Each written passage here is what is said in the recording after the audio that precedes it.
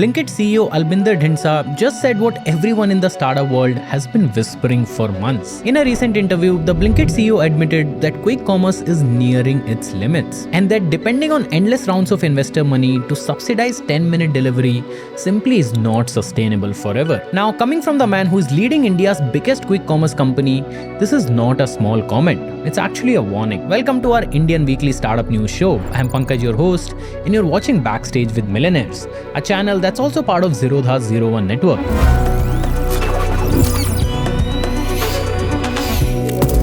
And today we'll be taking a deep dive into why Albinder thinks India's quick commerce bubble is close to bursting. Because if there is one sector in India today where the funding graph looks like a vertical line, it's quick commerce. Zepto, for example, has raised around $2.5 billion and is now valued at about $7 billion. Then there is Swiggy, who has raised around $3.5 billion across its food and quick commerce segment and is now raising another 10,000 crore rupees through QIP. And then we have Blinkit, which again has spent billions of dollars. But when you look at their financials, none of these companies have much to show for in terms of profits. Billions have gone in, consumers love the service, but economics still don't fully work. And that's exactly what a bubble looks like in early stages. A startup bubble is not just a hype, it actually follows a very predictable pattern. It begins with a promising idea, and then early numbers look great, and then investors rush in so fast that even tiny markets suddenly have a dozen well-funded companies. And as a result of this, the pricing and discounting war begins. Everyone raises a ton of money to acquire customers, and the market keeps getting bigger and bigger until, of course, the funding slows down and the math catches up. And in the end, there are just one or two big players that survive, and the rest either shut down or get bought out. And if you've been watching Indian startups closely, you would have seen this many times happening. In 2014-15, for example, we had food tech bubble.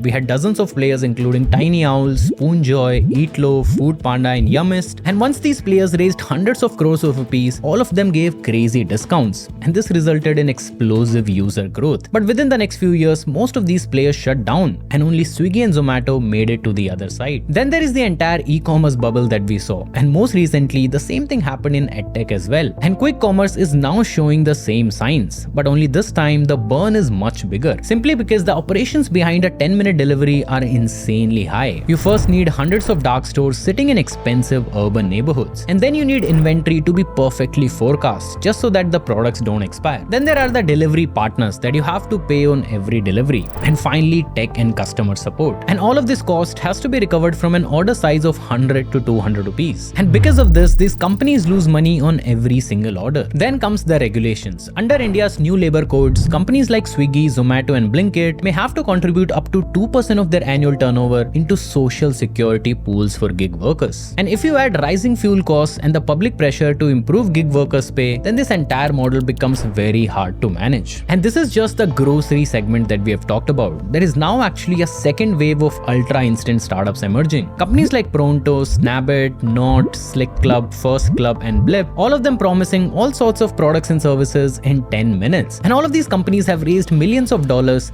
within just few months of their launching. But the truth is, the market is just not big enough to justify these hyper niche neighborhood apps. Most of these businesses actually serve a few square kilometers. Their order values are tiny and their frequency is unpredictable. In a way, their unit economics is actually worse than these big grocery players. And the fact that they're able to raise so much money so quickly tells you about investors, that investors are afraid to miss the next Blinkit or next Zepto. And this FOMO, fear of missing out, is exactly what makes a bubble. So when Albinder says that the model is actually reaching its limits, he's not exaggerating. He's actually telling the obvious, that this market cannot sustain so many players and so much burn, and that eventually the funding in this sector will slow down and will shut down many of these players we just talked about. Because at the end of the day, all these companies are doing is that they're using cheap labor for our instant gratification. And yeah, right now the customers are loving it simply because they're getting cheaper deliveries.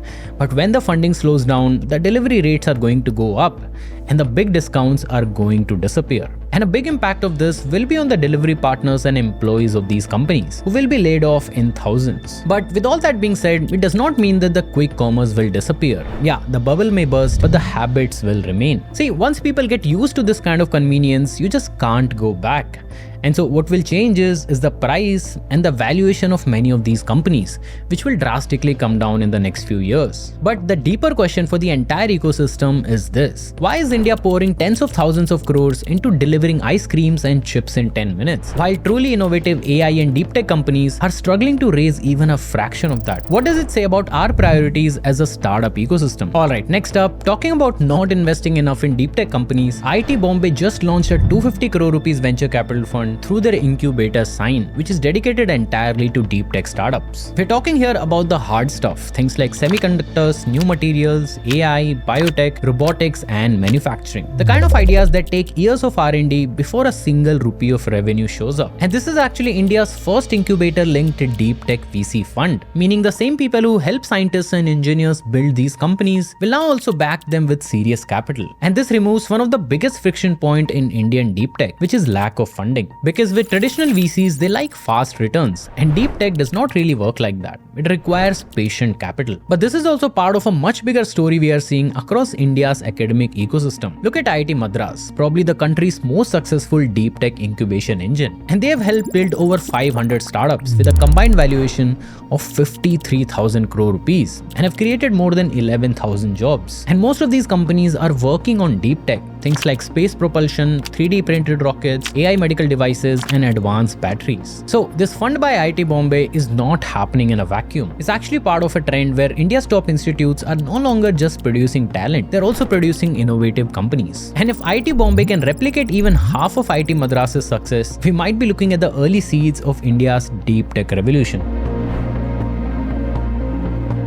Alright, moving on to some quick news updates. Unacademy's founder Gaurav Munjal just admitted something big, that the company that was once valued at $3.5 billion is now worth under $500 million, which is an 85% drop. And now the company is actively exploring M&A options. He also said that the post-pandemic slump, falling demand, and aggressive competition hit the business harder. And this has forced the team to cut annual burn from 1400 crore rupees to under 175 crore. Alright, next up, Virat Kohli is selling his lifestyle brand 18 to Abhishek Ganguly's Agilitas Sports. But Virat is not walking away completely. In fact, he's also investing 40 crore rupees in Agilitas and is also joining as a co-founder of the 18 vertical. Alright, next up, Uber has launched a new service called Uber Direct through ONDC, marking their entry into the B2B logistics space. The service is already live in Bengaluru, where Uber's rider fleet has started delivering groceries for Zepto and KPN Farm Fresh. And many food delivery companies like KFC, Burger King, Taco Bell, and Rebel Foods will be joining in the next few weeks as well. And the idea for Uber Direct is simple. Brands get on-demand or scheduled deliveries handled directly by Uber. And with this move, Uber will now compete with players like Shadowfax, Delivery, and Porter. Alright, next up, coming to the latest IPO filings. Meesho, which raised 5,421 crore rupees, made a strong debut at 162 rupees per share. And this is almost 46% higher than the company's issue price